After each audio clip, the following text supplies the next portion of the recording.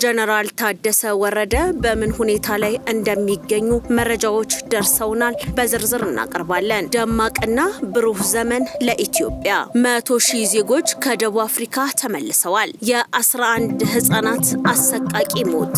የአሜሪካና የኢራን ፍጥጫ እንደቀጠለ ነው። ሰላም ጤና ይስጥልን። የተወደዳችሁና የተከበራችሁ የሀቅና ሳቅ ሚዲያ አድማጮቻችንና ተመልካቾቻችን የዕለቱን ወሳኝ መረጃ ይዘንላችሁ ቀርበናል። የሀገር ውስጥና የውጭ መረጃዎችን ወደ እናንተ እናደርሳለን። ሌተናል ጀነራል ታደሰ ወረደ በቁም እስር ላይ መሆናቸው ተገለጸ።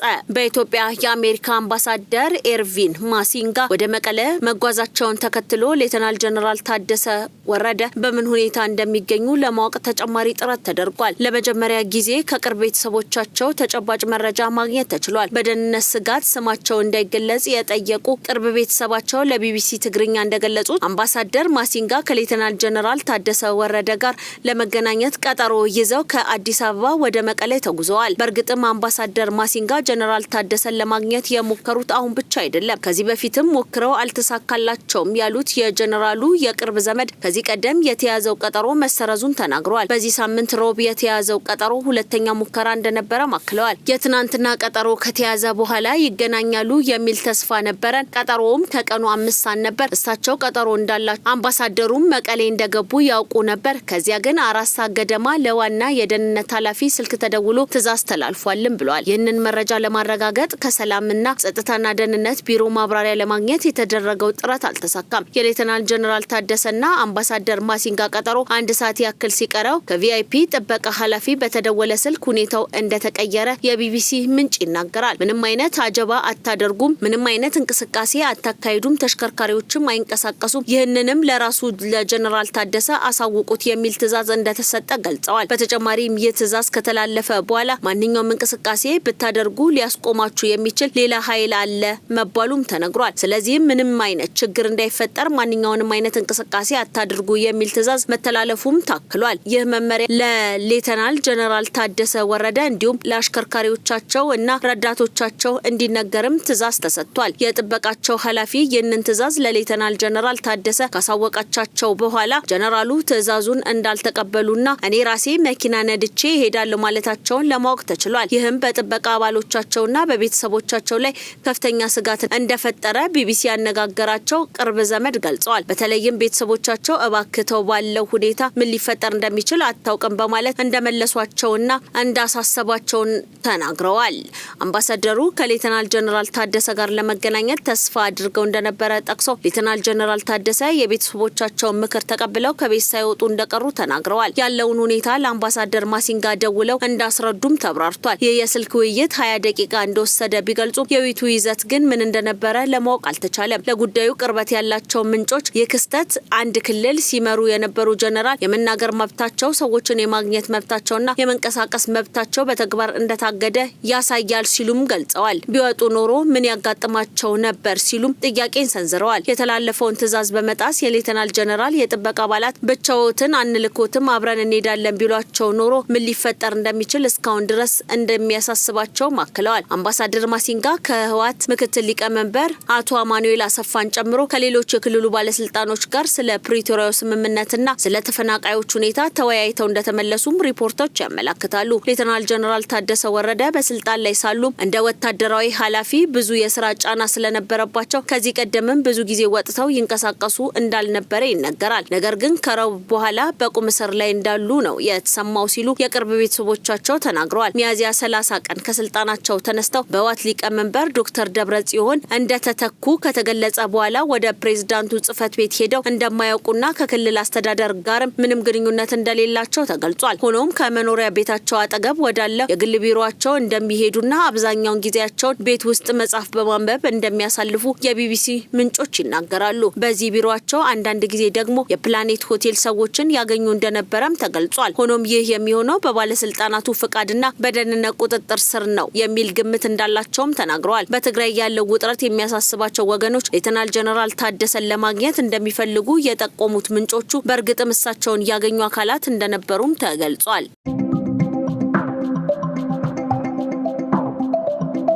ኢትዮጵያ ከ6 የአፍሪካ ሀገራት የተውጣጡ ከ600 በላይ የሕክምና ተማሪዎችን በስፔሻሊቲ ደረጃ እያሰለጠነች እንደሆነ ተገለጸ። ኢትዮጵያ ከ6 የአፍሪካ ሀገራት የተውጣጡ ከ600 በላይ ተማሪዎችን በሕክምና ስፔሻሊቲ ፕሮግራም እያሰለጠነች እንደሆነ የጤና ሚኒስቴር አስታውቋል። የጤና ሚኒስትር ዴኤታ ወይዘሮ ሳህረላ አብዱላሂ ፕሮግራሙ የአህጉሪቱን የሕክምና አቅም ለማሳደግ ያለመ ነው ብለዋል። ስልጠናው በ6 ዓመት ጊዜ ውስጥ የተከናወነ መሆኑን ሚኒስትር ዴኤታዋ ጠቅሰዋል። መረጃው ይፋ የሆነው በተጠናቀቀው የአፍሪካ የሕክምና ትምህርት ተቋማት ህብረት ሁለተኛ ጉባኤ ላይ ነው። የኢትዮጵያ የሕክምና ስፔሻሊቲ ፕሮግራም ለሀገሪቱ ምሳሌ መሆኑን ወይዘሮ ሳህረላ አብራርተዋል። በአውሮፓውያኑ አቆጣጠር 2017 በሀገር አቀፍ ደረጃ የነበሩት ስፔሻሊስት ሐኪሞች 1500 ብቻ እንደነበሩ የተገለጸ ሲሆን በአሁኑ ወቅት በየዓመቱ 1000 ስፔሻሊስት ሐኪሞች ይመረቃሉም ተብሏል። ይህ አቅም የውጭ ሀገራት ተማሪዎችን ለመቀበል እድል መፍጠሩም ተገልጿል። ተማሪዎቹ ከሩዋንዳ፣ ሶማሌላንድና ደቡብ ሱዳን የተውጣጡ ናቸው ተብሏል። የጉባኤው ዋነኛ ዓላማ በአህጉር ደረጃ ያለውን የትምህርት ጥራትና የካሪኩለም ክፍተት መፍታት ሲሆን የኢትዮጵያ የሕክምና ባለሙያዎች በሌሎች ሀገራት የመስራት እድል እንዲያገኙ የማመቻቸት ዓላማ እንዳለውም ተብራርቷል። ኢትዮጵያን ከቶ ሊያስቆማት የሚችል ኃይል የለም። ኢትዮጵያ ዛሬ በልጆቿ ጥልቅ አስተውሎት በረቀቀ ጥበብና በሰከነ መስተጋብራዊ ምክር ያለፉ ዘመናት ታሪካዊ ዕዳዋን በጥበብ በመደመር እያካካሰች ትገኛለች። የወደፊቱን ብሩህና ደማቅ ዘመን ለማምጣት የትጋት ስንቅ ታጥቃ የጽናት ቀበቶ ታጥቃ በቁርጠኝነት ተነስታለች። ትናንትን በይቅርታና በእውነት እያረመች ነገም በታላቅ ተስፋና አዲስ ራዕይ እየገነባች ዛሬ ደግሞ በብርቱ ስራና በላብ ጠብታ እየተረማመደች ወደፊት ግስጋሴዋን በአስተማማኝ ሁኔታ አጠናክራ ቀጥላለች። በታሪኳ ያጋጠማትን ያጎበጣትንና ወደኋላ የጎተታትን ውስብስብ ተግዳሮቶችና ፈተናዎች ወደ ታላቅ የእድገት መወጣጫ እድል በመቀየር በሁሉም አቅጣጫ አዲስ የትንሳኤ ምዕራፍ ከፍታ ማፍጠን ጀምራለች። ለዘመናት ሲንከባለል የመጣውን የፖለቲካ ስብራቷን፣ የረጅም ጊዜ የኢኮኖሚ ድርቀቷንና ስር የሰደደውን የማህበራዊ ምስቅልቅሏን በጥበብ እያከመች አዲስ ሀገራዊ መሰረት እየጣለች ነው። ፖለቲካዋን ሁሉን አሳታፊ በሆነ ሀገራዊ ምክክርና የጋራ መግባባት ኢኮኖሚያን ለኢትዮጵያ ምድርና ነባራዊ ሁኔታ በሚመጥን የሀገር በቀል የልማት ቀመር እንዲሁም ማህበረሰባዊና ስነ ልቦናዊ ቁስሏን በጥልቅ የመደመር እሳቤና ፍልስፍና በማከም ነገን አሻግራ እየተንቀሳቀሰች ትገኛለች። ይህ የኢትዮጵያ ደማቅ ማንሰራራትና የልዕልና ጉዞ ግን ለወደቁና የታሪክ ኪሳራ ለገጠማቸው ኃይሎች በፍጹም ሊዋጥላቸው አልቻለም። ወደፊትም አይዋጥላቸውም። ህልውናቸውን በኢትዮጵያ ውድቀት በመከራዋና በትርምስ ውስጥ ብቻ ለማግኘት የሚሞክሩና ሌት ተቀን የሚታገሉ እነዚህ የጥፋት ኃይሎች የዛሬውን የኢትዮጵያ ማንሰራራት ለነሱ የሞት አዋጅ ሆኖባቸዋል። የኢትዮጵያ ከፍታና በጽኑ መሰረት ላይ መቆም ለጎረቤትም ሆነ ለቀጠናው ሀገራት አልፎም ለመላው አፍሪካ ታላቅ ትሩፋትና በረከት መሆን ሲገባው በአንዳንዶች ዘንድ እንደ ከባድ ስጋት ተመላክቷል። በእውነታው ሚዛንና በታሪክ መነጽር ሲታይ ግን የኢትዮጵያ ማንሰራራትና ጠንካራ መሆን ለሁሉም የጋራ በረከት ነው። ኢትዮጵያ የቀጠናው ሀያልና ጥንታዊ ባለታሪክ ሀገር፣ የአፍሪካ አንኳርና የጥቁር ህዝቦች አሰባሳቢ እናት፣ የቀጠናው የፖለቲካና የደህንነት ልዕልና ማዕዘን እንዲሁም መተኪያ የሌላት ግዙፍ ምሰሶ ናት። እሷ ስትረጋጋ ቀጠናው በሙሉ ይረጋጋል። እሷ ስታድግ አካባቢው ያብባል። እሷ ስትከብር አፍሪካ በዓለም መድረክ ትኮራለች። የኢትዮጵያ ጥንካሬ የሌሎችን ደህንነት የሚያረጋግጥ እንጂ በማንኛውም መለኪያ ስጋት ሊሆን አይችልም። ይቺ የቀጠናው ግዙፍ ሀገር የራሷን ዜጎች አልፎ ጎረቤቶቿን በኢኮኖሚ ትስስር፣ በመሰረተ ልማት ዝርጋታና በሰላም ማስከበር ተልዕኮች እያገለገለች ትገኛለች። በመሆኑም የኢትዮጵያ ብልጽግና የቀጠናው ብልጽግና መሆኑን መገንዘብ ግድ ይላል። ይህንን ሀቅ መቀበል ያቃታቸው እነዚህ ጥቂት የከሸፉ ቡድኖች የኢትዮጵያን ማገር መጽናት ማበብና መታደስ ክፉኛ አስበርግጓቸዋል። ሀገራችን የተያያዘችውና የተጀመረውን የብልጽግና ጉዞ በማንኛውም መንገድ ለማቆም በየጓዳው በየአደባባዩ እየታደሙ የሴራ ድር ይሸምናሉ። ይሁን እንጂ ይህ ያረጀና ያፈጀ የጥፋት ጥረታቸው ከየሞት ጣር መፈራገጥ የዘለለ ምንም አይነት ትርጉምም ሆነ ውጤት ሊኖረው አይችልም። ኢትዮጵያን አሁን በፍጥነት ከምትገሰግስበት የለውጥና የእድገት ሀዲድ ላይ ለሰከንድ እንኳን እንኳን ጋብ ሊያደርጋት ቀርቶ ሊያስቆማትም ከቶን አይቻለውም። ይህንን ፀሐይ የሞቀውን ቋሚ ሀቅ ወዳጅም ጠላትን በሚገባ ሊያውቅ ይገባል። በውስጥ ህሊናውም በሚገባ ያውቀዋል። ኢትዮጵያ የጀመረችው ጉዞ ፈጽሞ አታቆምም። የተነሳችበትን የልማት ፍጥነት፣ የልጆቿ አስደናቂ እልህ፣ ቁርጠኝነትና ወኔ እንዲሁም ካለፉ አባቶችና እናቶቻቸው የወረሱት የማይበገር የነጻነት የጀግንነትና የአሸናፊነት ስንቅ ማንኛውም ምድራዊ ኃይል ከፊት ለፊቱ ቆሞ የሚያስቆመው ጉዳይ አይደለም። ትውልዱ ሀገሩን ለማቅናት የድህነት ታሪክን ለመቀልበስና አዲስ የልዕልና ምዕራፍ ለመክፈት ከዳር እስከ ዳር በአንድነት ተነስቷል። ጊዜው የንቃት ነው። ዘመኑ የትጋትና የስራ ብቻ ነው። ስለሆነም እነዚህ ኃይሎች ኢትዮጵያን በሴራና በጠላትነት መንፈስ ለማስቆም ከሚያባክኑት ከንቱ ድካምና የሀብት ብክነት ይልቅ ኢትዮጵያን መባረክ ይቀላቸዋል። ለእድገቷ ማገዝና ከሷ ጎን በመቆም አብሮ ማደግን መምረጥ አማራጭ የሌለው ነው። ለሁሉም ወገን የሚያዋጣው ብቸኛው ትርፋማ መንገድ ይህ ብቻ ነው። የኢትዮጵያ የህዳሴና የልዕልና ጉዞ በልጆቿ ላብ ደምና ጽኑ የሀገር ፍቅር የታጀበ ነውና ከመድረሻው ማማ ሳይደርስ ፈጽሞ ወደ ኋላ አይመለስም። የኢትዮጵያ ብሩህ ነገ በልጆቿ እጅ እውን ይሆናል። ከ440 ሚሊዮን ብር በላይ የሚገመቱ የኮንትሮባንድ እቃዎች ተያዙ። የጉምሩክ ኮሚሽን ከሐምሌ 1 እስከ ሐምሌ 8 ቀን 2018 ዓ.ም ባደረገው ክትትል 429.7 ሚሊዮን ብር የገቢ የኮንትሮባንድ እቃዎችና 11.2 ሚሊዮን ብር የወጪ በድምሩ 440.9 ሚሊዮን ብር የሚገመቱ የኮንትሮባንድ እቃዎችን በተለያዩ ቅርንጫፍ ጽህፈት ቤቶች ተይዘዋል። ከተያዙት የኮንትሮባንድ እቃዎች መካከል አዳዲስና አልባሽ ጨርቆች፣ ቡና፣ ኤሌክትሮኒክስ፣ የግንባታ እቃዎች፣ ጥራጥሬ፣ የተሽከርካሪ መለዋወጫ፣ የመዋቢያ እቃዎች፣ ጫት፣ አደንዛዥ እጾች፣ መድኃኒት፣ ማዕድናትና የውጭ ሀገር ገንዘቦች ይገኙበታል። በተጠቀሰው የጊዜ ገደብ የገቢና የወጪ ኮንትሮባንድን በመቆጣጠር አዲስ አበባ ኤክስፖርት፣ ጅጅጋና አዋሽ ጉምሩክ ቅርንጫፍ ጽህፈት ቤቶች ቀዳሚውን ስፍራ ሲይዙ በቅደም ተከተላቸውም 111 ሚሊዮን እና 82 ሚሊዮን ብር ግምታዊ ዋጋ ያላቸው የኮንትሮባንድ እቃዎች መያዝ ተችለዋል። የኮንትሮባንድ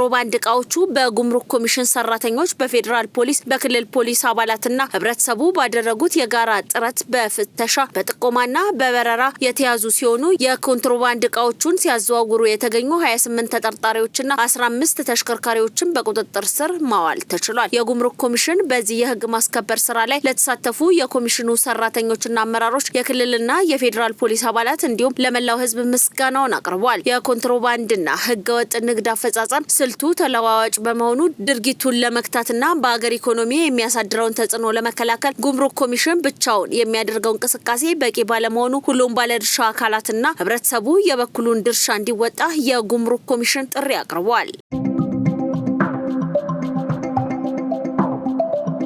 ዚምባብዌ ወደ 1000 ገደማ ዜጎቿን ከደቡብ አፍሪካ መመለሳቸውን አስታወቀች። በደቡብ አፍሪካ ውስጥ የውጭ ሀገር ዜጎችን የመቃወም ዘመቻ መባባሱን ተከትሎ ከግንቦት ወር መጨረሻ ጀምሮ ወደ 100,000 የሚጠጉ የዚምባብዌ ዜጎች ወደ ሀገራቸው መመለሳቸውን የዚምባብዌ መንግስት አስታውቋል። ይህ መጠነ ሰፊ ስደት የተከሰተው በደቡብ አፍሪካ የሚገኙ ጸረ ህገወጥ ስደተኞች ቡድኖች ባደረጉት ተከታታይ ሰልፍና በህገወጥ መንገድ የሚኖሩ የውጭ ዜጎች ራሳቸውን ከሀገር እንዲያስወጡ ያስገደደ መደበኛ ያልሆነ ማስጠንቀቂያ ከሰጡ በኋላ ነው። ሐራሬ እንደገለጸችው ከተመላሾቹ መካከል 70% ያህሉ ሴቶችና ህጻናት ናቸው። በአሁኑ ወቅት በድንበር መተላለፊያ ጣቢያዎች ላይ ለሁሉም ተመላሾች የምዝገባና የጤና ምርመራ እየተደረገላቸው ይገኛል። የዚምባብዌ የጤና ጥበቃ ሚኒስቴር ባለስልጣን ድንበር የለሽ የሐኪሞች ቡድንና ከሌሎች ዓለም አቀፍ ረድኤት ድርጅቶች ጋር በመተባበር በቤት ብሪጅ ድንበር መተላለፊያ ማዕከል ውስጥ ለተመላሾቹ የድንገተኛ ጊዜ ሕክምና አገልግሎት እየተሰጠ ይገኛል። መንግስት አስቸኳይ እርዳታ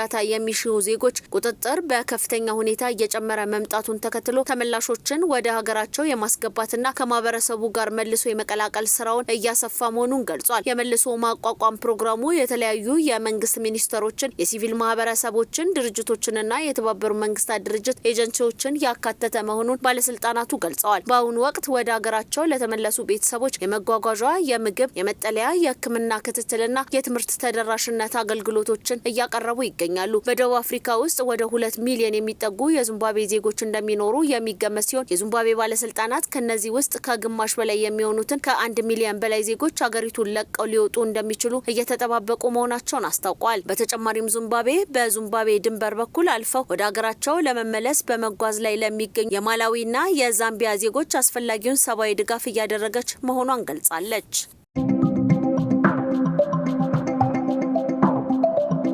አሜሪካ ለስድስተኛ ምሽት በኢራን ላይ ከፍተኛ ጥቃትን ፈጸመች። የስምምነት ጠረጴዛቸውን ገልብጠው ዳግም ወደ ግጭት የገቡት ዋሽንግተንና ቴህራን ግጭታቸው ተባብሶ ቀጥሏል። በዚህም አሜሪካ በኢራን ላይ እየፈጸመች ያለውን ጥቃት ለስድስተኛ ምሽት ቀጥሎ ከፍተኛ ጥቃትን ፈጽማለች። በደቡብ ኢራን የባንዳር አባስ ባለስልጣናት እንደገለጹት ከሆነ የኃይል ማመንጫዎችና የባቡር ጣቢያዎችን ጨምሮ የሲቪል መሰረተ ልማቶች የጥቃቱ ኢላማ ሆነዋል።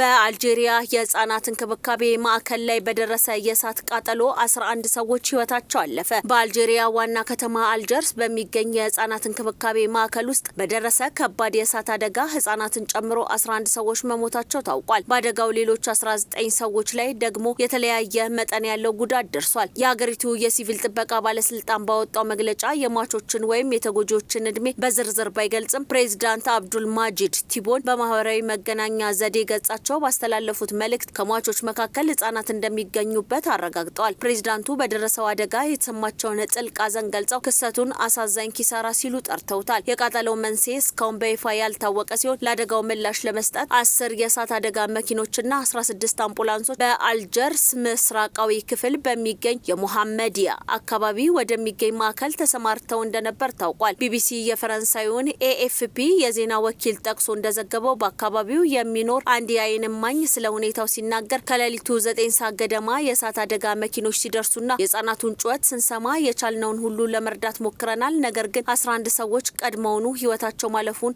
ተረድተናል ብሏል። የመንግስት መገናኛ ብዙሃን እንደዘገቡት ከሆነ የአገሪቱ ጠቅላይ ሚኒስትር ሲፍ ግሪብ በአልጀርስ የሚገኙ 2 ሆስፒታሎችን በመጎብኘት በአደጋው የተጎዱትን ሰዎች አጽናንተዋል። አልጄሪያ በአሁኑ ወቅት ከፍተኛ ሙቀት እያስመዘገበች የምትገኝ ሲሆን ባለፈው አንድ ሳምንት ውስጥ ብቻ 1000 የሚጠጉ የእሳት አደጋዎች ተመዝግበዋል። የሀገሪቱ የሲቪል ጥበቃ ባለስልጣንም ባለፉት 24 ሰዓታት ውስጥ 115 የዱር እንስሳ ቃጠሎች መከሰታቸውን አስታውቋል።